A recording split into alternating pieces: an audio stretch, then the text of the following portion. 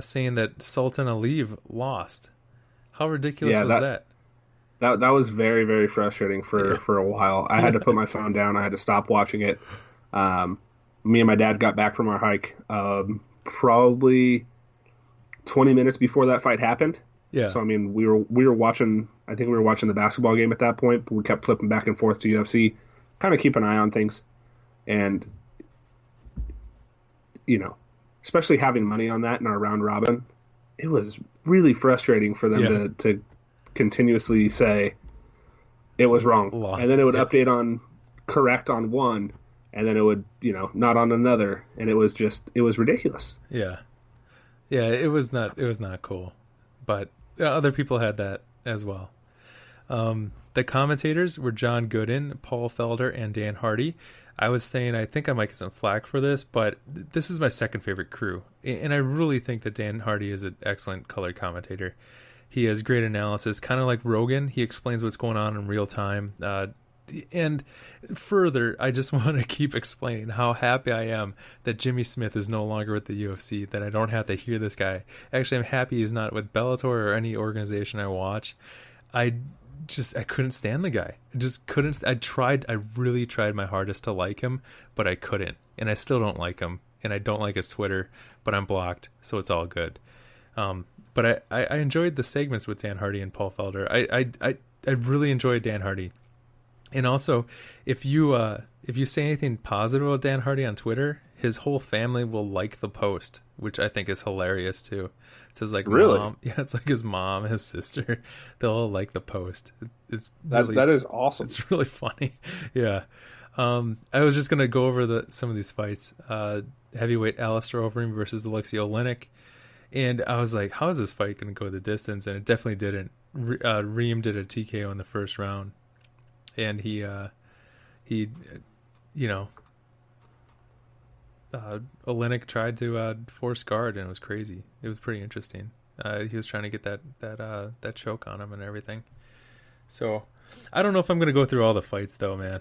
No, just go through a couple that you think were good. Okay, Uh, we don't so gotta. I wrote down some of my favorite moments, and my first favorite moment for sure was the TKO of Tybura. Um, and let's see here. I was writing about that too. So Shamil just beat the brakes off of him. He had him out on his feet in the second round, and Marcin seemed to have the length and speed, but he couldn't do anything with it. So yeah, it was a TKO in the second round with like 3 minutes and 15 seconds left, or in 3 minutes and 15 seconds in the round. Michael, or that one guy we were talking about, he KO'd Antigulov. It was crazy. Every time he hit the guy, he like turned him into Gumby, and it was like three times he turned him into Gumby. Yeah. And the first fight was really sad. It was Magomed against Raphael, and Raphael lost, spinning back kick and punches, and yeah, we were picking Raphael. We didn't have him in the round robin or anything though. We took him out last second, which was good. Yeah, not in the round robin, but it was discouraging to see our 12 fight parlay Yeah, with the possibility of winning $1,238 and something cents yeah. shattered In the first instantly. fight, yeah.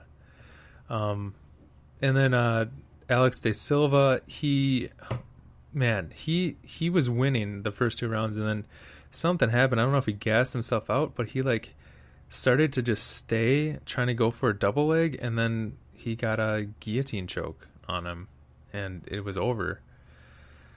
And Sung Woo Choi, he looks like he's a promising fighter, but this Mosvar guy, this is one of my Avialov.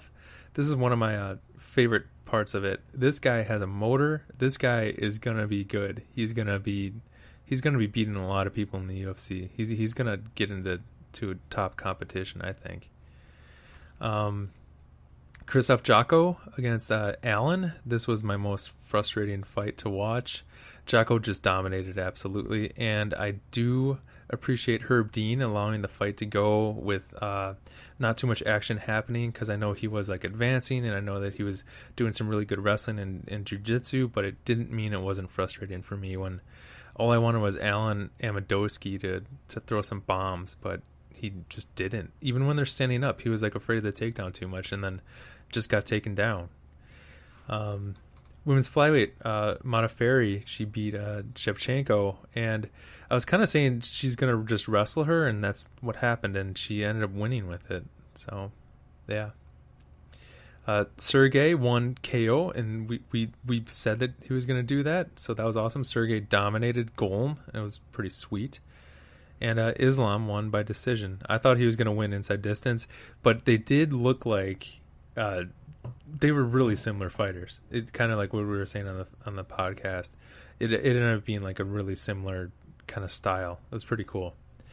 And the Reem KO'd him. He was back.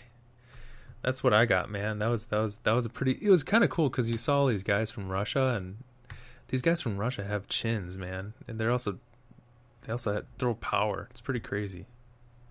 Yeah, sounds like it was a whole different dynamic, I guess. Right. I say if they do a fight on 420 next time, though, they got to do it in Stockton or in, somewhere around there, so the Diaz brothers can join. Right. That would be amusing. I mean, they got to go somewhere where the Diaz brothers can attend. Do it in Amsterdam. Yeah, for sure. So I'm going through right now and adding up what we ended up winning. Yeah. As far as our round robin went. So just bear with me just a second. Yeah, no problem. So this week we're just gonna do that $1 that can win almost like 100, just because there's not much value in the picks this week. Maybe if you could do the props, like inside distance, that kind of thing, you're going to get some value, but those aren't going to come out until fight day. So yeah. I don't agree with trying to squeeze an underdog when I really don't think an underdog is going to win a fight. And so in total, I mean, we put $10 on our round robin. We put $1 on our full card parlay. Yeah.